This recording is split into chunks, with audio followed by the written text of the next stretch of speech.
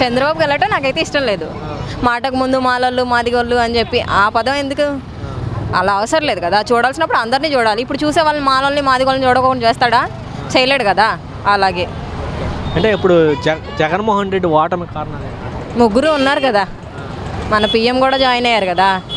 అది అందరికీ తెలుసు, అందరూ అనుకునే విషయమే అది. ఆ దేవుడికి తెలియాలి ఇంకా, అంతే. అంటే కొంతమంది జగన్మోహన్ రెడ్డి ఫర్నిచర్ కూడా దొంగతనం చేశారని చెప్పాను. అందరూ అన్ని రకాలుగా మాట్లాడతారు.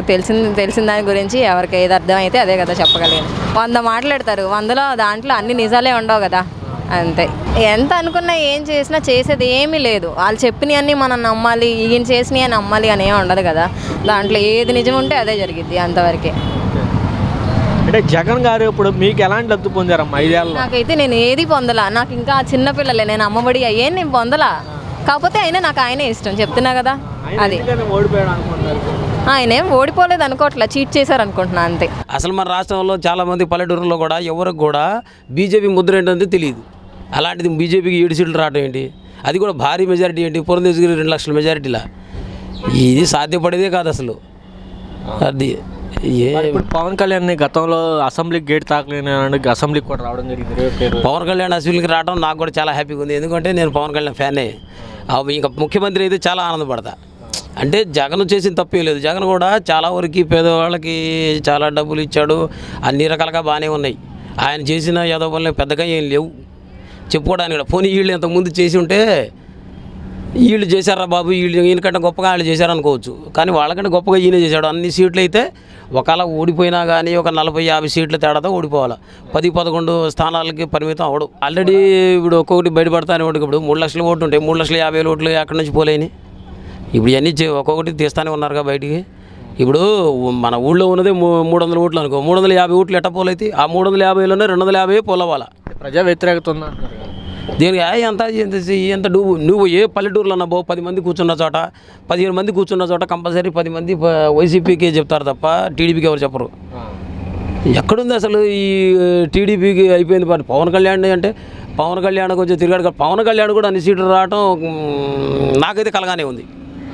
రాదు పవన్ కళ్యాణ్ 21 సీట్లు 21 సీట్లు గెలవడం అంటే మామూలు విషయమా? బీజేపీ 21కి 7 సీట్లకి 7 సీట్లు గెలవడం మామూలు విషయమా? అసలు బీజేపీ సింబలే తెలియదు ఎవడికి. మన ఆంధ్రాలో అసలు ఏపీలో ఉందా ఎక్కడన్నా బీజేపీ? అంతకుముందు పోనీ గెలిచిన ఏమైనా ఉన్నాయి, ఆ దాఖలాలు ఉన్నాయా? ఎక్కడా లేవు. లేకపోతే ఎందుకంటే జగన్ ఇచ్చిన డబ్బులు ప్రతి పేదాడు ఇప్పుడు జగన్ ఉన్నట్టయితే 25,000 వచ్చాయి నాకు, సింపుల్గా చెప్తున్నా. అమ్మఒడి 15,000 దాకా వచ్చాయా, ఆటోకి 10,000 వచ్చాయా? ఈ నెలలో వచ్చేయలేను. అంటే జగన్ కంటే ఎక్కువ పథకాలు ఇస్తాను అందువల్ల వీళ్ళ వల్ల కాదండి. జగన్ కంటే ఎక్కువ పథకాలు అవన్నీ సుత్తి మాటలు. వీళ్ళు అంతకుముందు చెప్తున్నా కదా. నేను రాజశేఖర రెడ్డికి హయాంలో ఉన్నప్పుడు నేను రాజశేఖర రెడ్డికి ఓటు వేయలేదు, ప్రజారాజ్యంకే ఓటేసాను. నేను చిరంజీవికి యూత్ లీడర్ మా ఊళ్ళో నేను చిరంజీవికి ఓటేసాం. పక్కాగా చెబుతున్నాగా ప్రజారాజ్యం. అప్పటి నుంచి కూడా రాజశేఖర రెడ్డి ఉన్నప్పుడు కనుక చిరంజీవి ఉన్నట్టయితే ఒక్కరోజు సీఎం అయినా చేసేవాడు కదా అనిపించింది. రాజశేఖర రెడ్డి ఉన్నప్పుడే కనుక చిరంజీవి కాంగ్రెస్లో జాయిన్ అయినట్టయితే కంపల్సరీగా రాజశేఖర రెడ్డి చనిపోయిన తర్వాత ఒక్కరోజు సీఎం అయినా చేసేవాడు. చాలా మిస్ అయ్యా నేను యాక్చువల్గా, చాలా బాధపడ్డాం కూడా. అబ్బా ఎంత పని అయిపోయిందిరా అని. ఎందుకంటే ఫస్ట్ కాడ నుంచి కూడా చిరంజీవి అభిమానులే. ఇప్పుడు చంద్రబాబు నాయుడిని ఏనాడు కూడా జగన్కి ఇచ్చినంత గౌరవం మానవ జన్మలో ఏ మనిషి కూడా ఇవ్వడం. ఆడు ఇచ్చాడే అంటే అది మానవ జన్మకే అవమానకరమైన విషయం. జగన్ అన్న పేద ప్రజలకి చేసిన పనులు ఏ రాష్ట్రంలో ఎక్కడా కూడా ఎనీ రాష్ట్రం ఈయన్ని చూసి కొద్దిగా మనసు మార్చుకున్న ముఖ్యమంత్రులు చాలామంది ఉన్నారు. అదే జరుగుతుంది. ఇప్పుడు ఈయన వచ్చాడు 3 గ్యాస్ బండ్లు ఇస్తానంటున్నాడు. మొన్న 1,500 ఇస్తాడన్నాడు. ఇప్పుడు 4 పిల్లలు ఉంటే 1500 ఇస్తాడంట, 15,000. ఇప్పుడు ఇంట్లో వీళ్ళకి 50,000కి 50 ఏళ్ళకే పింఛన్ ఇస్తాడంట. ఎన్ని సంవత్సరాలకి ఇస్తానన్నాడు పింఛను? 50 సంవత్సరాలకే పింఛన్ ఇస్తాడంట. బస్సులు ఫ్రీ అంట. ఇవన్నీ ఇప్పుడు పథకాలు డబల్ అయిపోయినాయి. ఈ చంద్రబాబు నాయుడు ఏమన్నాడు, మన జగన్ వివరించి చెప్పాడు. ఇక్కడికే నాకు సినిమా కాలిపోతుంది, నువ్వు ఇస్తానన్నవి ఇస్తే దీనికి డబల్ నేనే అల్లాడిపోతున్నాను, నువ్వేమైపోతావో ఇక దేవుడే కాపాడాలి, నువ్వు గెలిస్తే మాత్రం అని కొండ బద్దలు కొట్టినట్టు ప్రజానీకానికి తెలియపరిచాడు. ఆ తర్వాత ప్రజల అదృష్టం. ఎంతకన్నా నేను ఎక్కువ మాట్లాడను. సార్ 151 సీట్లు ఇచ్చిన జగన్మోహన్ రెడ్డి 10 సీట్లు పరిమితం అయిపోవడం అది ప్రజల అదృష్టం, అది ప్రజల అదృష్టం, అది ప్రజల అదృష్టం. ఎందుకని ఆయన మంచోడా ఈయన మంచోడా తేల్చుకోమని ప్రజలకు వదిలేశాడు. 150 సీట్లు ఉండేవాడికి 11 సీట్లు ఎందుకు వస్తాయి? అవన్నీ డ్రామాలు వేసిన సంగతి వాళ్ళందరికీ తెలుసు, మరి ప్రజలకే తెలుసు, మరి వాళ్ళందరికీ తెలిసిన విషయమే. అవన్నీ డ్రామాలు కాకపోతే 150 సీట్లు వచ్చినాయి, 11 సీట్లకి ఎందుకు పడిపోతాయి? ప్రజల్లో వ్యతిరేకత ఉన్నప్పుడు 150 పోయిన 100 పోయిన 50 అని రావాలి. అసలు ఒక్కొక్క ఏరియా మొత్తం తూడ్చుకుపెట్టిపోయింది కదా. కృష్ణా జిల్లాలో ఒక్క సీట్ లేదు, ఒక్కడికి గెలవాలి వైసీపీ వాడు. గెలిచారా? మరి కృష్ణా జిల్లాలో ఒక పక్కన కాకపోయినా ఒక పక్కనైనా ఆయన మంచి చేసి ఉంటాడు కదా. ఇప్పుడు ఆయన మంచి చేయలేదు అనేవాడు ఎవడ కనపడలా.